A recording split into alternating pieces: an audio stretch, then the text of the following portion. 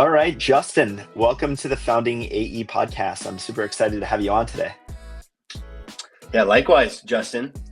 I'm super excited. Thanks for reaching out, and I was looking forward to this all day. So Awesome. Well, what I'm really excited about is I think you actually just finished a stint as a founding AE. You're now in a new company leading business development. But I think, in my experience, finishing a role, founding AE, good time to reflect, right? Think about what worked, what didn't, and sort of the learnings that you're going to take from that. So I really want to unpack that with you today. And I think it'll be really useful for all the founding AEs listening in.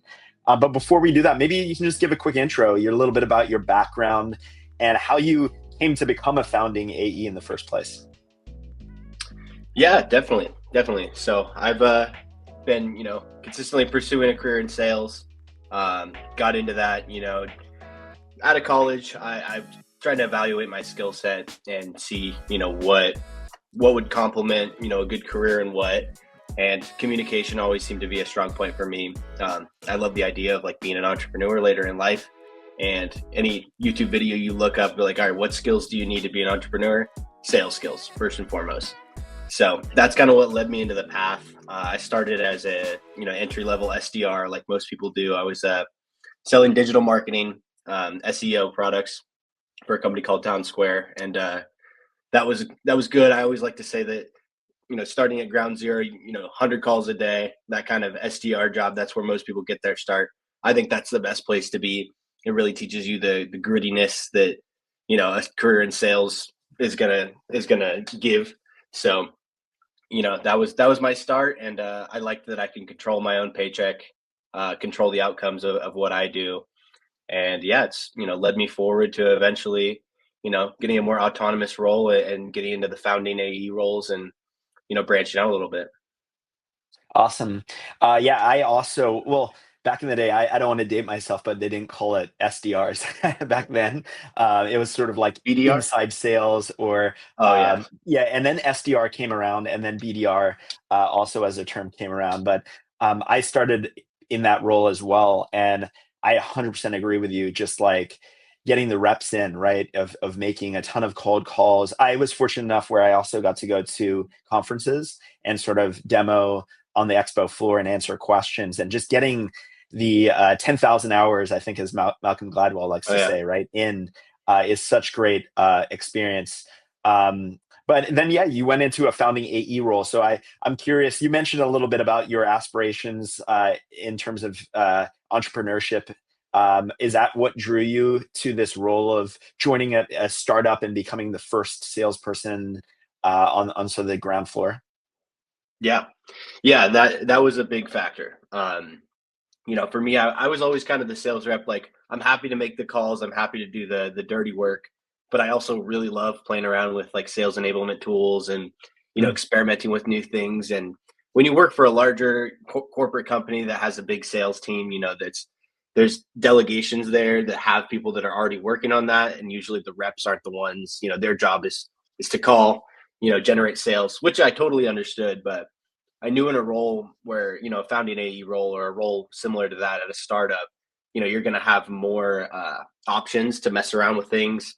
And I knew from day one when I met the founder, when I went in for my interview, he was like, I'd rather you apologize after the fact than ask me when it comes to trying new things. So he's like, I want you to try new things. I want you to see what works, what doesn't.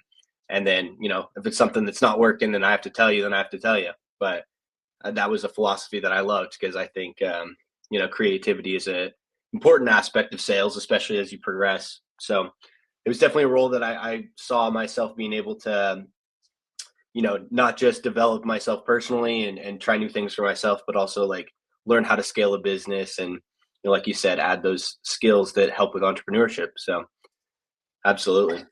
Yeah, I totally had the same mindset. So after I was a SDR, I also went into a founding AE role, and same thing drew me. And I got the same sort of, the way I like to position it or explain it was like you just get a much broader view of how a business is built beyond just the the cold calling and the email follow-ups and all this stuff that come with a sales role. So Right. totally get the appeal on that front. Now, what I found really interesting is that you've worked in some more traditional businesses, or what I mean by that is selling into more traditional businesses, construction and so on. I'm curious, I'm not familiar with those industries. I've only worked at sort of SaaS companies and actually mostly marketing to or selling to other tech companies. What are Right. maybe some of the unique challenges that you think somebody that's selling into more traditional spaces might experience? Yeah, and it's a great question because I think a lot of people they transition. There's a big a boom right now in construction technology, and Mhm. that's the thing. You're selling products that are typically, maybe considered like more of a white collar thing to more traditional buyers, more traditional industries like construction, where it's hard to adopt. So yeah, there's a lot of challenges that go with it, but it's also really fun, and it's a style that I personally enjoy. And for this, I always say it's all about, being casual. The one thing that people in the construction industry hate to hear is when somebody cold calls them and they hear all this, white collar corporate jargon, typical sales methods, which can be effective, but it's just not the right industry fit for it, in my opinion. So they like it, you to be direct. So, you know, just come straight with the product offering, explain it in simple terms.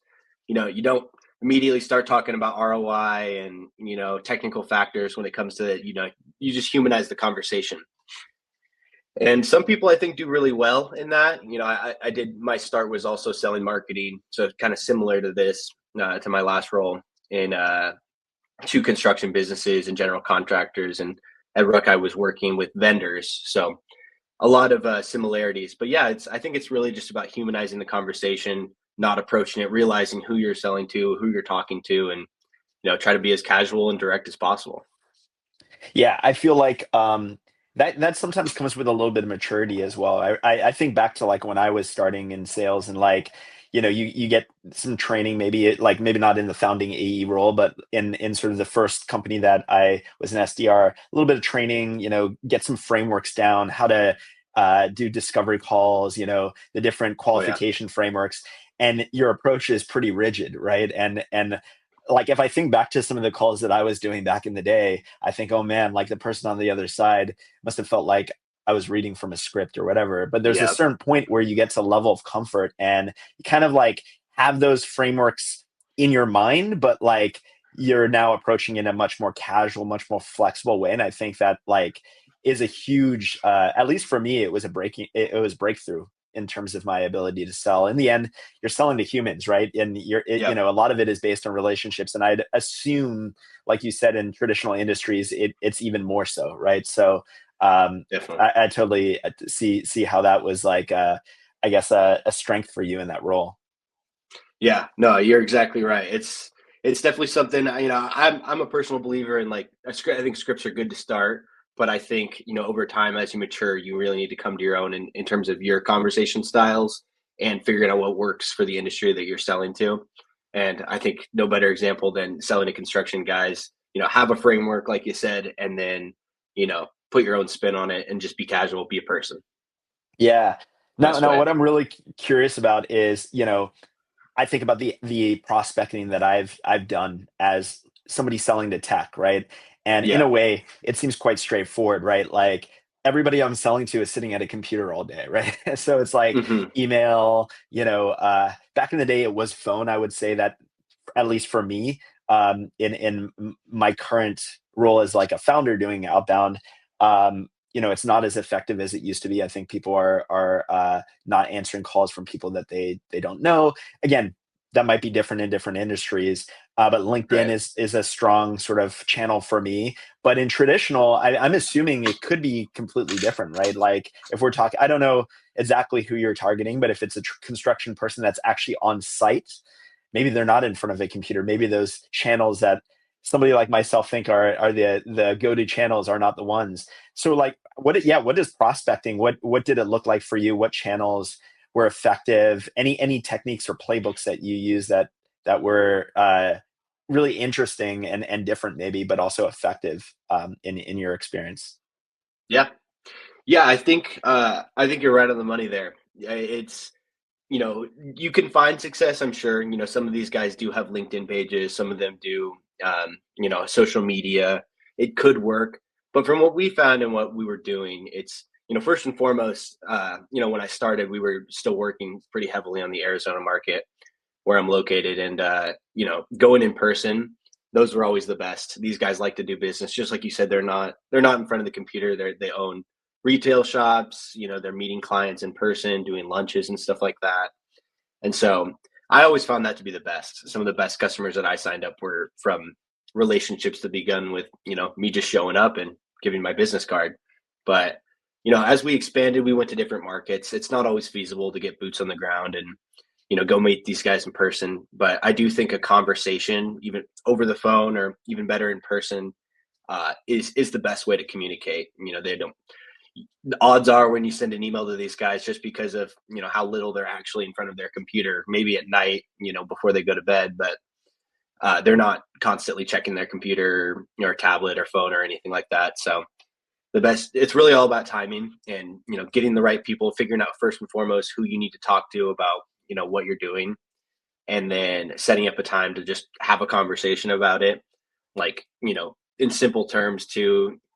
We experimented with how we ran demos and how we did all that. And we really just found that a casual approach, like get the product out or get the offering out there, make sure it's established, and then, figure out the value from there. So we really tried it all. And, we had some success with emails, some success with LinkedIn, but I think ultimately for construction, and I don't want to say this in a completely broad spectrum, but from the sectors that I've sold to, I think phone calls and going in person are definitely the most effective. Yeah, I think the key for anybody listening is, you really got to think about who you're selling to, right? And what their Oh yeah. day to day looks like, and that's going to determine how you approach prospecting. And you're also going to need to test, right? You're going to test different channels and see what's working and what's not working, and double down. So there are going to be walls that you're going to hit, but breakthroughs as well, and you need to experiment in order to find the right channels for the market that you're going after. Um, Absolutely. uh, you mentioned earlier that, like, what really drew you to the founding AE role was sort of like this opportunity to go beyond just the usual sales activities to learn other things. What are some of those things? Like, what did you get exposed to in the business that you think is only possible being a founding AE, that, if you joined as, like, the 10th salesperson or whatever, you probably wouldn't get access to? Yeah. Yeah. Great question. Well, I can't say for sure that only founding AEs get this, but for me, it was the first time that I really got exposed to high level prospecting and prospecting tools. So we used Hmm. HubSpot as our CRM, and learning the ropes of like how to qualify, enrich leads, like where to pull leads from, different finders, scraping tools, things like that. I feel like your average rep at a bigger company doesn't really get the exposure to that kind of thing, and there's a lot that goes into it. And the age old, as the age old sales rep complaint is, oh, the leads are bad. The leads are bad. So, it was cool to be able to kind of dictate that myself and get a shot at prospecting, figuring out what I liked. And that was another thing, is we had the freedom to, we had so many verticals that we worked with, but if there was ones that you did particularly well with, just with your personality style and how well you knew it, you could target those. So, Hmm. prospecting was definitely something that I was the first time I got like a real in-depth look into, how I can do that for myself and for, others in the company. Um, but also just experimenting, things like Asset Mule and, you know, uh, other sales tools, media, creating emails, like email template finders and stuff like that. There was a lot, especially with AI too, Chat GPT. Yeah. There wasn't anything in particular that I think was like a game changer that I used over my course there, but just the fact that I did get to experiment, and some things did help me out substantially. So the opportunity alone to just try some of the cool stuff that's out there for sales reps. I mean, there's so much at this point now. Was really cool, and I feel like that's not an opportunity that you get if you're not at a startup or maybe a sales enablement person. But definitely.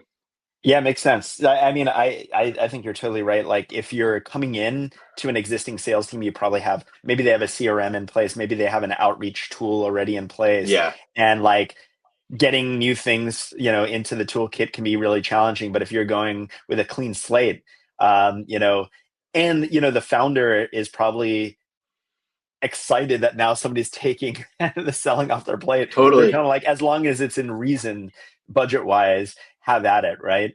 And you get to try all kinds of really cool things. I remember back when I was a founding AE as well, and just how excited I was, and like how into all these new tools I was. And I can't even imagine now with AI. There's all these tools coming on the market. I'm curious, do you have any places that you would go to learn about these tools, right? Like any people that you followed, or any blogs, or I don't know, online resources, or like, yeah, how did you learn about all these different things? Yeah. So, I mean, honestly, I'm a big proponent. I probably overuse it, but I love ChatGPT. And Yeah. a question, and this is more recent, just because of my new role. But I've been asking ChatGPT, just like, okay, so I'm trying to do this specific thing. I'm trying to look Mhm. at events or prospects that fit this guideline, and I'm trying to find them, and I'm trying to reach them in a way that they'd like give me a couple tool options that I can use, and it does a pretty good job. I mean, it knows ChatGPT knows the market. They know some of the products that are out there, and they can curate based on their memory and understanding of the kind of sales that you do and what works. But yeah, there's also I follow my whole social media, and LinkedIn is all sales content. So Yes. every time I go on LinkedIn, I see those. I'm sure those long posts from founders like, this is the email template that I use to get a 40% open rate or reply rate or whatever it is. So LinkedIn is a great tool, I think, for discovering more about your specific niche or just sales in general. And I get the Instagram reels too of sales skills and sales tools and ads and all that. So I'm really exposed to it on everything. So I've found stuff on there, but really when I'm like looking for a specific tool, I think the best place for me personally is just using Chat GPT and seeing what would work. Yeah, it's amazing actually how much I've changed my uh, discovery behavior or search behavior to Yeah. ChatGPT versus Google. Um, there's still some very specific things that I'll go to Google for, but it's like I'm totally with you. Like, especially if it's a little bit more nuanced or abstract, like you're saying, I'm going after this target, and like, what are some tools I should consider? Um, ChatGPT is such a great tool for that. Yeah. You mentioned as well beyond, so you mentioned, being able to explore tools and build your own sort of tool set, and experiment and all that stuff, as a benefit of being a founding AE. The other side of the coin, and you touched on this a little bit, is the ability to work closely with the founder on actually some very strategic things. And in your case, it sounded like, um, you know, expanding beyond the initial market that you guys were going after. Tell me a little bit about that, because that sounds super interesting. Like, how did you work with your founder on those strategic things, and then how do you do that while also maintaining your quota and like doing the day-to-day grunt work that you have to do as a salesperson? Yeah. Yeah, totally. As you know, I'm sure, Justin, the founders are forced to make a lot of pivots in their approach, Mhm. especially early on.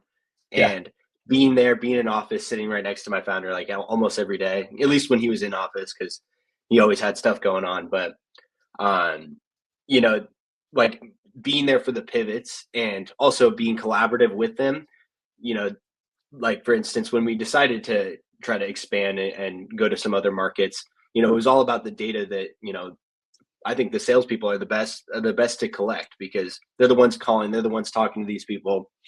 So right when we kind of switched up, we assigned like 4 or 5 different territories, different states that would be good fits based on what we did, and we didn't really know which of the best one we should target. And obviously, if you're all over the place, that's not a good strategy because then you're just kind of approaching it randomly. But initially, it's all about collecting enough data to know that you're in the right place and you're expanding from there. So yeah, being with him, like being able to report back with him every single day, like I talked to a bunch of I don't know, flooring stores in Atlanta, and that was one of the markets that opened up for us quickly. Is one of the early places that we found success when we started branching out. That like being able to give that data and then be like, yeah, I like this type of client. This is a suggestion. Maybe we should go after more of these, or, this is a franchise that I think, we could set up a real relationship with and, try to expand that from there. So yeah, it was a lot of nuanced things, but overall, I think it's just going with the pivots and being able to be the people on the front that are providing that data that leads to later company decisions, for the better. And when it comes to maintaining quota, I will say, in those months that we were changing up our strategy, the team was good about not being unrealistic, because I know that's an issue for a lot of sellers is, they switch up the whole game plan, but then you keep an old quota that's not, comparable for what you're doing. So they were good about being flexible with that, as we shifted directions and as we changed things up. So I think I think a lot about being a founding AE is being able to think on your feet and being able to be okay with sudden changes, because that's going to happen. As as any founder knows, is you got to pivot when you can. So yeah, I think just being able to be there with them in the front lines and provide that data and go with the flow and all that stuff is great. Yeah, I think what there's no better, actually, in my experience, preparation for if you do want to go the entrepreneurial route and start your own thing at some point. Being the founding AE that works with the founder and tries to navigate those pivots, because they're always there, right? Some of them are smaller than others. They're micro pivots, if you will. Some of them are bigger. Yeah. But that sort of training to be able to identify, I'm out there, I'm trying to sell to this audience and it's just not working. This though, like I'm seeing some inklings here of potential, opportunities, and being able to work with the founder to make those pivots. I think it's like doing it with training wheels, right? Before you do it on your own. So that makes total sense that it would be something that interests you. Now, we've talked a lot about the stuff that we like about founding AE role, right? Like, the experimentation and the building the toolkit and the working closely with the founders on the strategic stuff. Obviously, it's not all what is it? Sunshine and rainbows and all that good stuff. There's tough stuff as well, right? What was the hardest part that you felt you experienced as a founding AE? Yeah. Well, the first thing is, I think exactly what I just said is, that adaptability that we talked about, that goes both ways. It's being able to do it is great, and sometimes doing it is for the better, because you can change up your strategy for the better. But also, when you're constantly changing what's working, a big challenge is then, not feeling like you don't know what to do, feeling like that, everything you try is wrong because you're trying so many different things. And, that's where I think a lot of people, I wouldn't say that being a founding AE is for everybody, or being an entrepreneur for that case. A lot of people like to have a straightforward job description.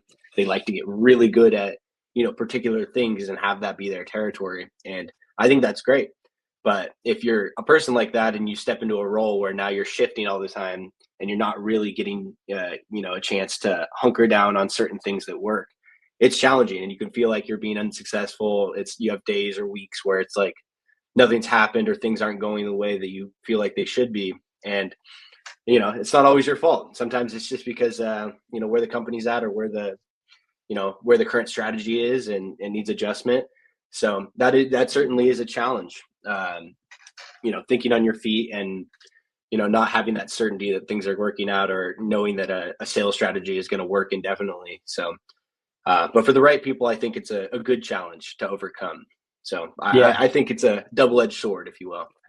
Yeah. And I can tell you from a founder perspective, again, those elements of the founding AE role are going to translate very well into being a founder, right? Like, there's no roadmap.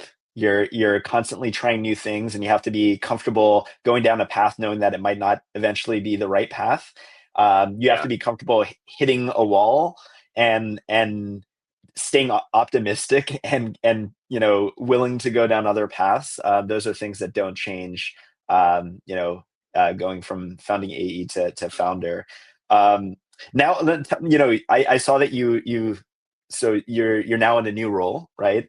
At a new company. Sounds like a really cool company. Maybe you can tell us a little bit about that company, and also, it's a different role, right? It's director of business development. What are you going to take from your experience as a founding AE and be able to apply, do you think, in this new role? But maybe starting with the company, because I think what you guys are doing is really cool. Yeah, absolutely. So yeah, I recently transitioned 2 weeks ago. I'm working for a company that does drone light shows. It's called droneshow.com. Nice and simple name. But yeah, drone light shows, we do it all over the country. And I think to your point, what are the things that I'm going to carry over? I think there's actually a lot of similarities that I've seen so far. Only it's kind of on a different scale because, the team I'm working with is smaller this time. Hmm. And I pretty much stepped into a role where I make most all of the executive decisions when it comes to the sales processes. So it really is just on myself. At Ruck, I was getting to experiment with new things, but I had kind of a team there that was guiding that process. So this time it's like trial and error. I'm doing it myself. But I think it was great that I had that experience prior to allow me to feel more comfortable in a position where I'm doing so much. But yeah, it's been great. I think the just drones and the use of drone technology is really quickly moving industry right now. And fireworks are the main thing is kind of they're like the sustainable alternative to fireworks, Yeah. and that's people love their fireworks, people love their events, and it's a complete different industry. You're going from, for me, a service that we were doing at Ruck to now like an event, which is a service putting on that event, but it's an experience that you're selling. So there's a lot of different aspects to the sale, I would say, but my role in particular, I think there's a lot of similarities, and it's been great, and I'm super excited to move forward. We've got a lot of exciting things coming up that we're doing, and it's been great. That's awesome. Yeah, I've actually noticed this industry really start to take off.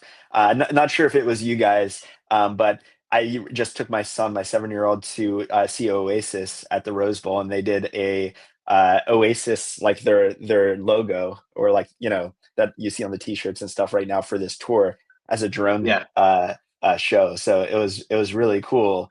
So I yeah, definitely see this industry taking off, and it's great to hear that you're going to be able to use this experience that you had at Ruck, and apply it into a new role where you have even more responsibility and opportunity to grow. So best of yeah, luck to you. And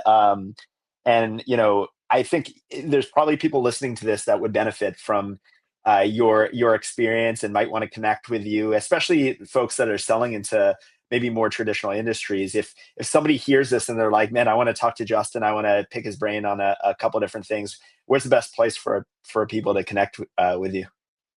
yeah, yeah. Like we were saying off camera, I think LinkedIn is great. I'm always open. Being someone who does outreach myself, I love it when people come into my DMs and ask questions, or just even just the people that are like, hey, I want to grow my network and connect. Like I'm always open to that. I think LinkedIn is an amazing tool. And a platform that's probably underutilized for a lot of people just because they're scared to, go ask questions from someone who's doing, something they want to be doing, or in a career path that they want to pursue. And I think it really, people should take advantage. I'm always going to be receptive. I mean, I'll tell you no if it's a job that I don't want or a service I don't want, but at the same time, I appreciate the offering.